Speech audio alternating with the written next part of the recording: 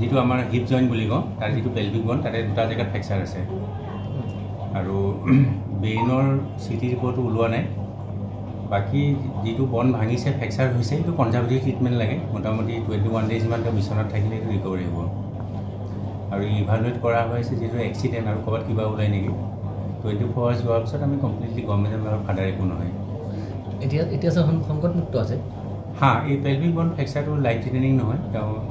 out of danger but definitely certain পিৰিয়ডৰ কাৰণে treatment লাগিব মানে কিমান দিন বিছনাত থাকিব লাগিব তাও পেল্ভিক বনটো হেতু আসলে অপাৰেশন নকৰে যদি কিবা আৰু এসোসিয়েটেড ইনজুৰি নাথাকে আৰু বেড ৰেষ্ট মিনিমাম 2 উইকস তো তাও বিছনাত থাকিব লাগিব আহত আন শিক্ষাৰ্থী আৰু অভিভাৱক সকলকো চিকিৎসা প্ৰদান কৰি থকা হৈছে শুভঙ্কৰৰ ঘৰ বিলাসীপাৰা মহকুমাৰ জমদুৱাৰ গাঁৱত সম্প্ৰতি মৃত শুভঙ্কৰৰ বাসগৃহত শোকাকুল পৰিৱেশ কান্দোনত ভাগি পৰিছে আত্মীয় স্বজন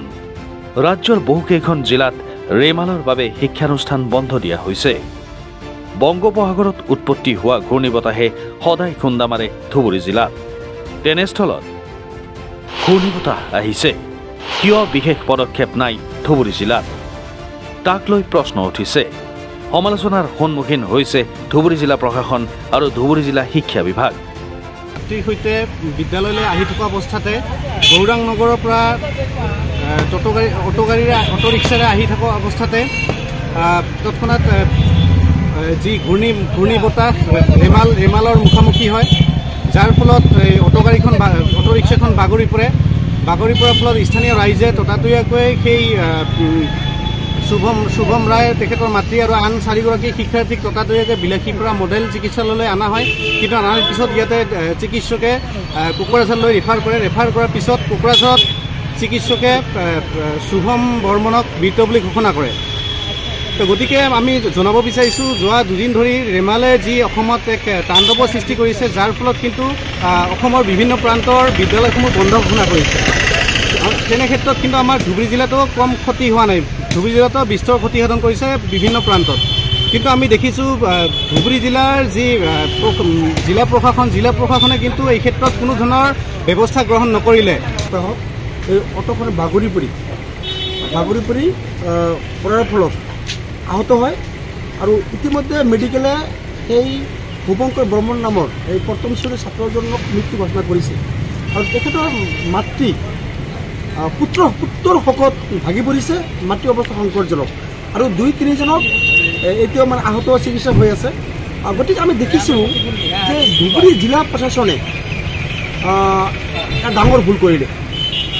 বাকী 12খন জিলাত যেহেতু বন্ধ ঘোষণা কৰিছে ধুবুৰী জিলাত কিয় বন্ধ ঘোষণা কৰা নাই আজি বন্ধ ঘোষণা কৰিলে তেনেহ'লে নিশ্চয় এই মানে প্ৰথম শ্ৰেণীৰ কণমানি ছাত্ৰজনৰ আজি মৃত্যু আকৌ ল'ব লগা নহ'লহেঁতেন গতিকে আমি দেখিছোঁ ধুবুৰী জিলা প্ৰশাসনে গাফিলতি কৰিছে আৰু ছাত্ৰ ছাত্ৰীৰ জীৱনলৈ তেওঁলোকে হেতালি খেলিছে আজি এজন ধুমুহা বৰষুণত ৰাজ্যত মৃত্যুৰ এয়া চতুৰ্থটো ঘটনা ইয়াৰ পূৰ্বে মৰিগাঁৱৰ দীঘলবৰীত মৃত্যু ছাত্ৰ কৌশিক বৰদলৈৰ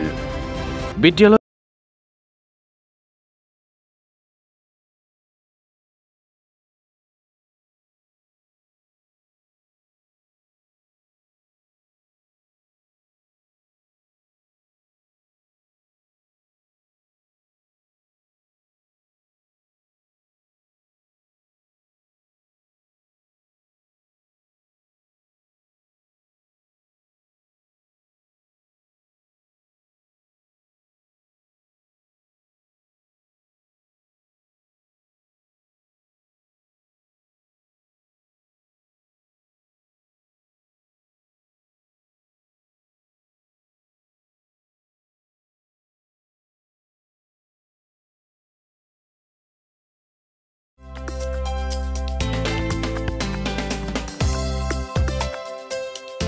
আপোনাৰ ঘৰখন আৰু অফিচ চালে চকুৰুৱাকৈ সজাওক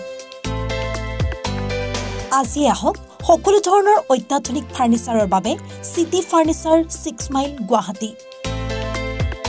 আমাৰ ঠিকনা 6 মাইল পাঞ্জাবাৰী ৰোড পুৰবিদাৰীৰ সন্মুখত গুৱাহাটী আমাৰ যোগাযোগ নম্বৰ 9435013969